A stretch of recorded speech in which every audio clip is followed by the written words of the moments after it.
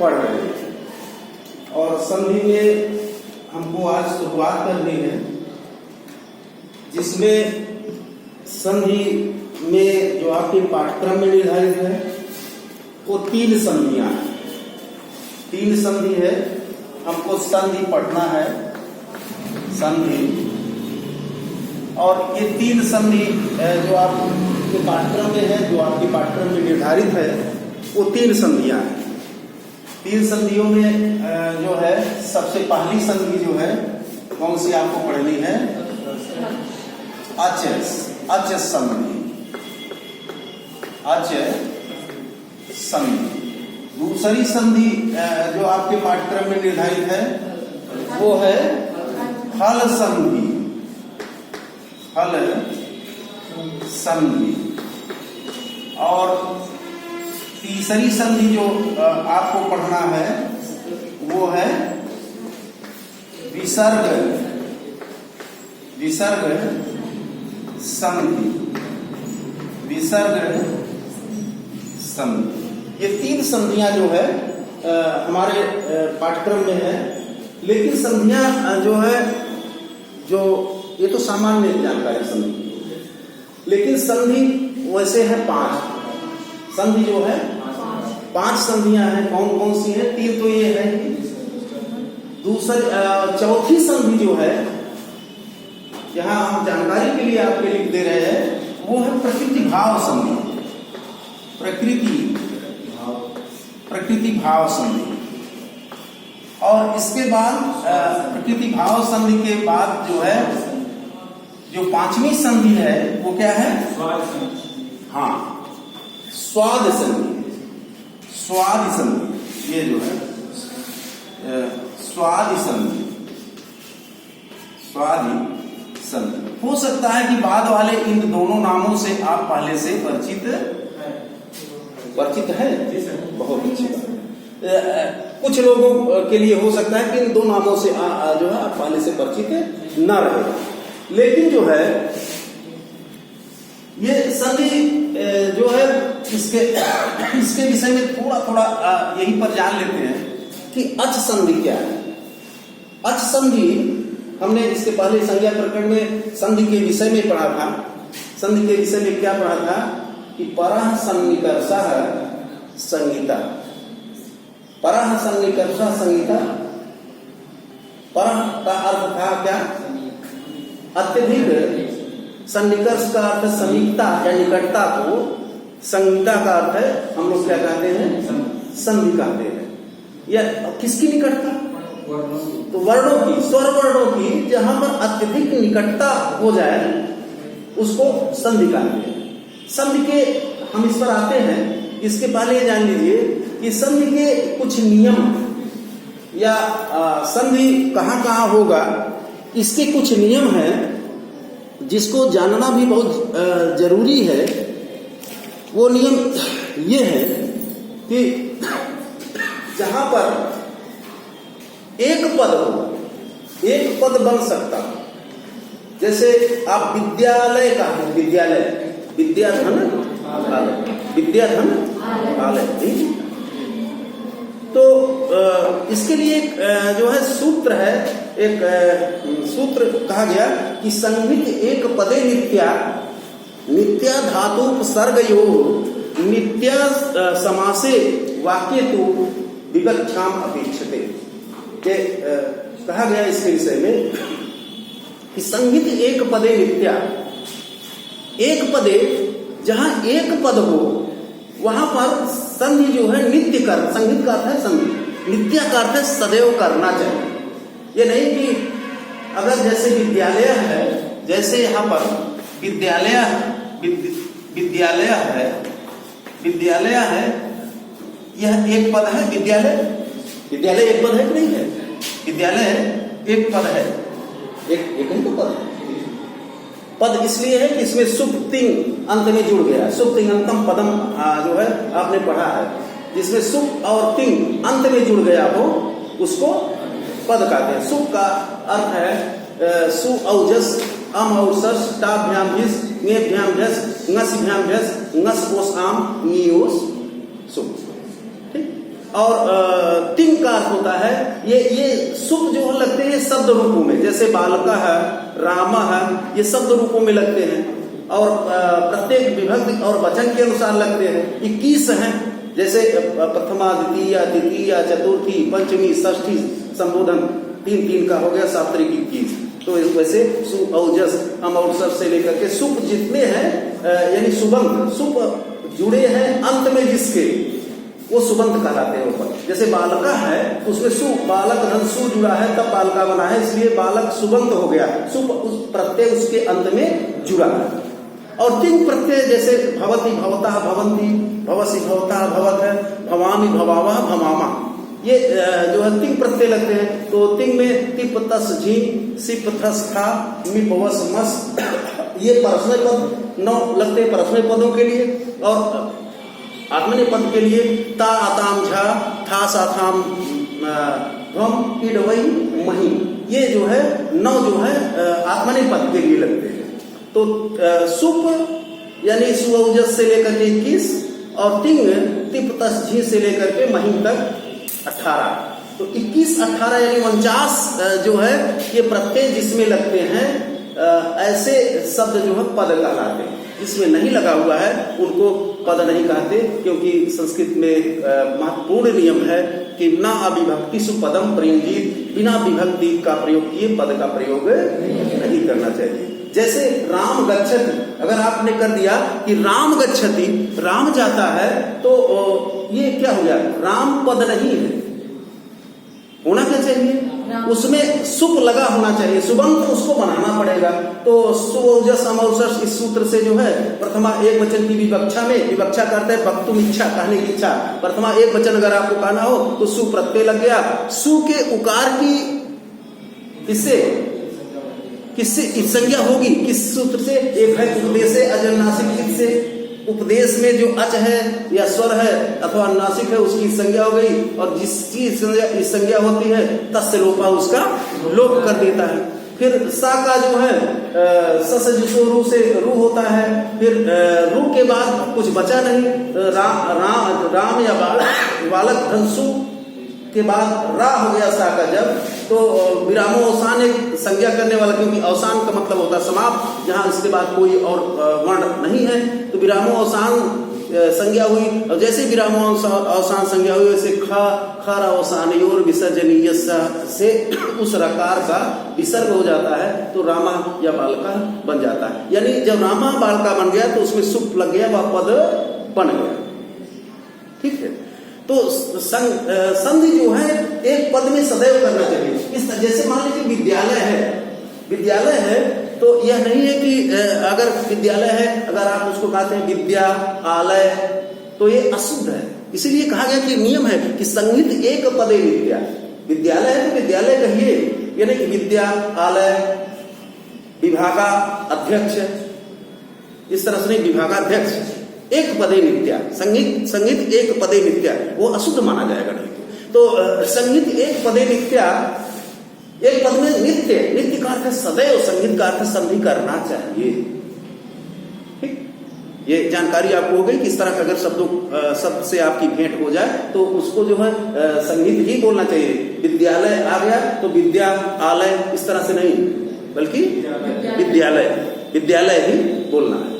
और फिर कह रहे कि नित्या धातु उपसर्गयो, धातु उपसर्गयो द्विवचन है, धातु और उपसर्ग में भी कोई कहीं धातु पट, जैसे पट धातु अथवा कोई उपसर्ग है जैसे प्रासम आदि उपसर्ग है, तो उनमें भी जो है संधि जो है नित्य करनी चाहिए, सदैव करनी चाहिए, धातुओं में भी उपसर्गों में भी। फिर कह रहे हैं कि नित्य समासे, और संधि जो है अगर कहीं समासिक पद है,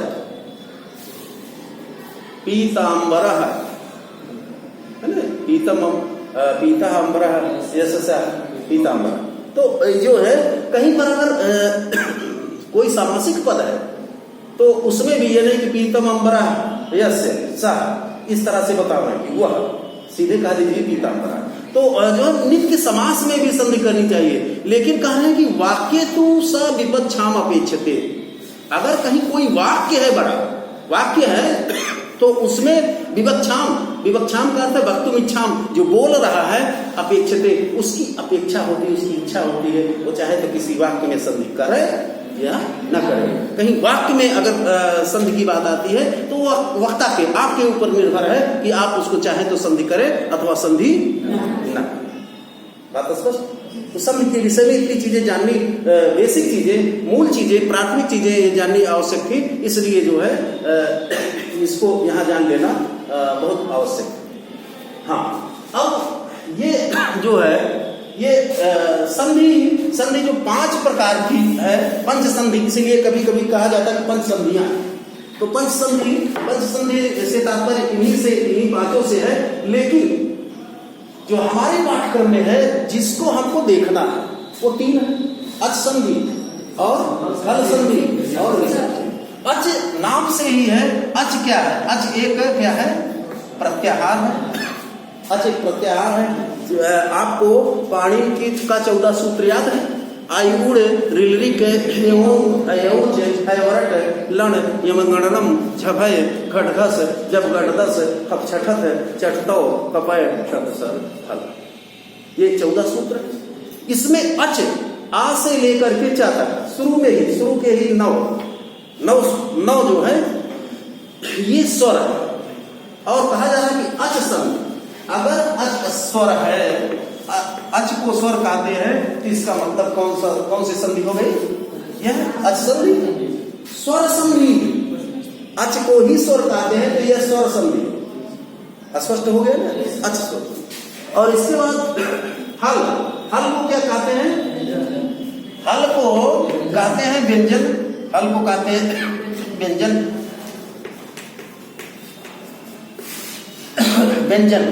व्यंजन वो भोजन वाला व्यंजन नहीं, खाने वाला व्यंजन नहीं। व्यंजन कहते हैं व्यंजन बन गया कि नहीं, वो 12 व्यंजन, पता नहीं कितने व्यंजन, इस तरह वो व्यंजन नहीं, वो भक्षण करने वाला व्यंजन नहीं, भक्षणे वाला व्यंजन नहीं। तो ये व्यंजन का अर्थ हो गया हल। हल में आप देखिए, हमेशा आपको उस पाणिनि के 14 सूत्र को स्मृति पथ में रखना है, अपने मस्तिष्क में रखे। हल का मतलब क्या हो गया? हैवरट से लेकर के सससर हल, ये सब जो है वहां से लेकर के यहाँ तक ये व्यंजन वर्ण कहलाते हैं। यानी कि इनके उच्चारण में किसी अन्य वर्ण की आवश्यकता पड़ती है, किसी अन्य स्वर की आवश्यकता पड़ती है, नहीं तो हलों का उच्चारण नहीं हो सकता। स्वर तो स्वयं राजन्ते, स्वतः ही जो है उनको उच्चारित करने में किसी अन्य वर्ण की आवश्यकता, किसी अन्य स्वर की आवश्यकता नहीं पड़ती है। तो ये देखिए, व्यंजन कहने से ही हमको पता चल गया, या हल कहने से ही हमको पता चल गया कि इसमें व्यंजनों का जो है संयोग, क्योंकि हलो अनंतरा संयोग हम जो है कहाँ पढ़ चुके हैं? हम इसके पहले संज्ञा प्रकरण में पढ़ चुके हैं। इसी को संयोग भी कहते हैं। अनंतर का अर्थ है व्यवधान रहित, और हलों के बीच व्यवधान किसका होगा? स्वरों का होगा। स्वर के व्यवधान से रहित अगर जो है हल वर्णों का जो है मेल होता है तो उसको संयोग का। और इसके बाद विसर्ग से भी आप परिचित है नहीं परिचित?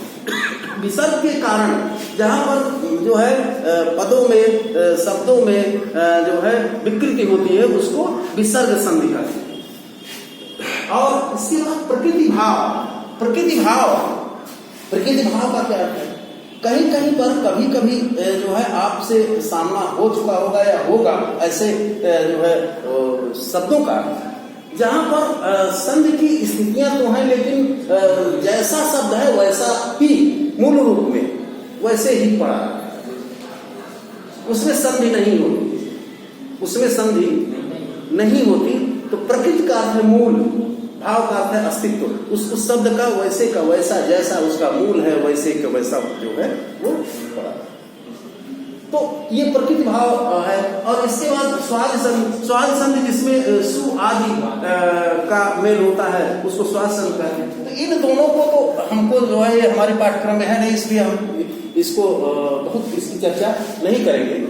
तो सबसे पहले हमको पढ़ना है अच संधि, सबसे पहले हमको अच संधि पढ़ना है। और अच संधि वो लघु सिद्धांत कौमुदी के अनुसार, लघु सिद्धांत कौमुदी के अनुसार हमको जो है अच संधि पढ़ना है। तो इसमें अच संधि में देखिए, जब आप संज्ञा प्रकरण पढ़ लिए, संज्ञा प्रकरण पढ़ लिए, तो आप जैसे सैनिक होता है, युद्ध के सारे दांव पेच जा रहे हैं। अब आप उस तरह से हैं, आप एक जो शब्दानुशासन के व्याकरण के सैनिक हैं, और आप जो है लड़ाई के सारे दांव पेच जान चुके। युद्ध के आपको युद्ध करना है, भागना नहीं है, लड़ाई के सारे दांव पेच जान चुके। और व्याकरण में जो है इसको जो संधि प्रकरण, अच संधि यानी अच या स्वर संधि प्रकरण जो रखा गया, इसमें जो है पहले जैसे होता है ना, युद्ध में व्यूह रचा जाता है, चक्रव्यूह, आपने सुना होगा। वैसे ही आप क्योंकि तैयार हैं बिल्कुल युद्ध के लिए, तो वैसे ही जो है यहाँ पर एक बड़ा व्यूह रच दिया गया कि आप इस व्यूह को भेदते हैं कि नहीं भेदते, इस व्यूह को भेद सकते हैं कि नहीं भेद सकते, भाग खड़े होंगे। अगर इस व्यूह को भेद लिया, इस पहले जो है आपके पास में, सो अगर यानी अंदर घुस गए तो फिर कुछ करना नहीं, अंदर तो फिर धड़ा धड़ा मारते गिराते काटते चले जाएंगे, ये सैनिक करता है। तो यहां पर जो है जो रखा गया जो है आपके संधि में, स्वर संधि में, वो यह संधि रखा गया। यह सबसे बड़ा व्यूह है युद्ध का, शब्दानुशासन के युद्ध का। तो ये सबसे बड़ा व्यू है। और जो है इसको अगर आपने इसकी सिद्ध साधित प्रक्रिया को समझ लिया, तो आगे बस कुछ आपको बहुत कुछ समझना नहीं, ये पूरा का पूरा सब जो सरल। और इसमें भी कुछ ऐसा नहीं है कि जो बिल्कुल न समझ, हम उसके लिए हैं, हम आपकी सहायता के लिए हैं। हम बता सकते हैं कि इधर से मार करना है, इधर से मार करना है, मार आपको करना। और हथियार, सारे सूत्र, सारे संज्ञा के ज्ञान, किन वर्णों को क्या कहा जाता है, किसको क्या करना है, कौन सा प्रत्याहार है, ये सब आपके पास सारे हथियार हैं। तो इस तरह की मनस्थिति में आपको आना, ठीक है। सबसे पहले है जो है, सबसे पहला सूत्र है इको यणच। क्या है? इको यणच। इको यणच। इको यणच सूत्र जो है ये सबसे पहले संधि प्रकरण में है, स्वर संधि प्रकरण में है। इको यणच।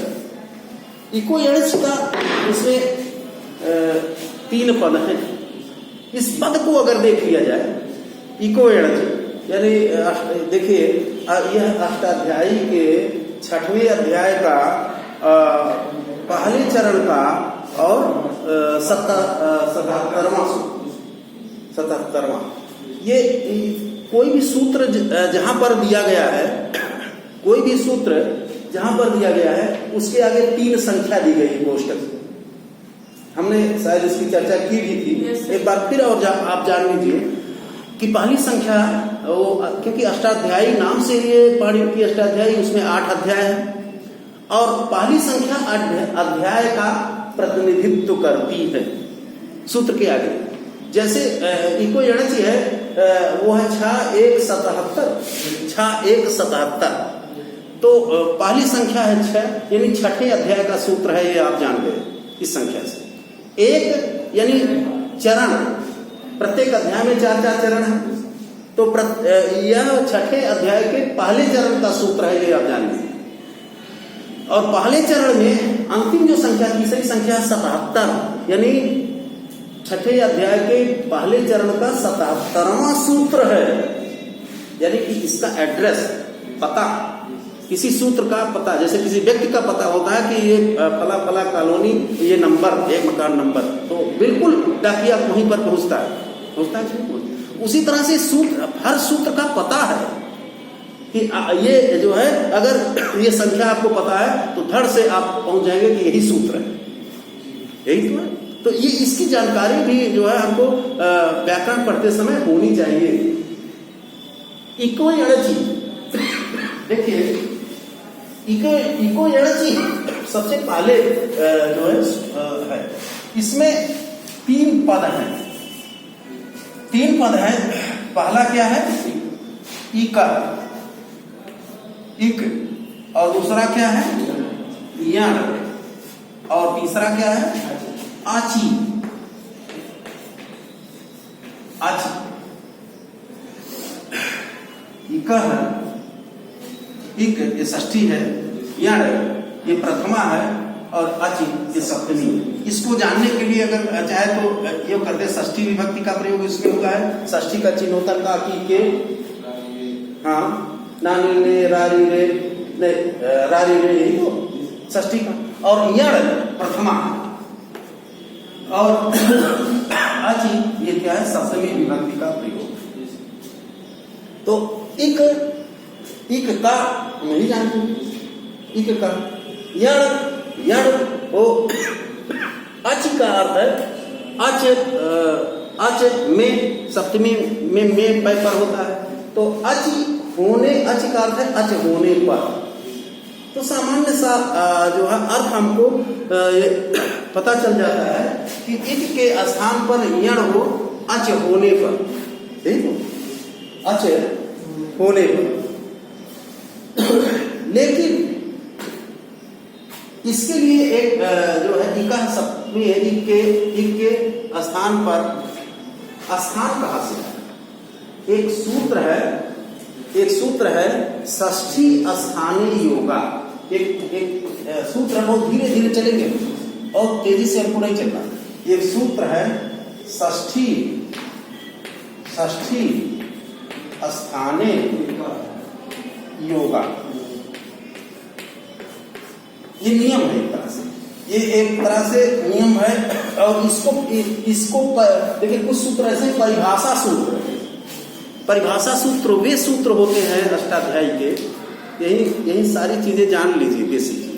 परिभाषा सूत्र वे सूत्र होते हैं अष्टाध्यायी के, जहां पर जो है जैसे कई सूत्र का मतलब व्यक्ति मान लीजिए, व्यक्ति जैसे आप लोग, कई सूत्र हैं और सबका अपना अपना बता रहे हैं कि हम कह रहे हैं कि ऐसा होगा, सूत्र यही कहता है ऐसा होगा, और आप कह रहे हैं कि ऐसा होगा, कोई तीसरा कारक नहीं, ऐसा नहीं, ऐसा होगा, कार्य ऐसा होगा।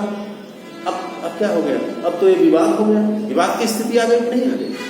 तब इस विवाद को निपटाने के लिए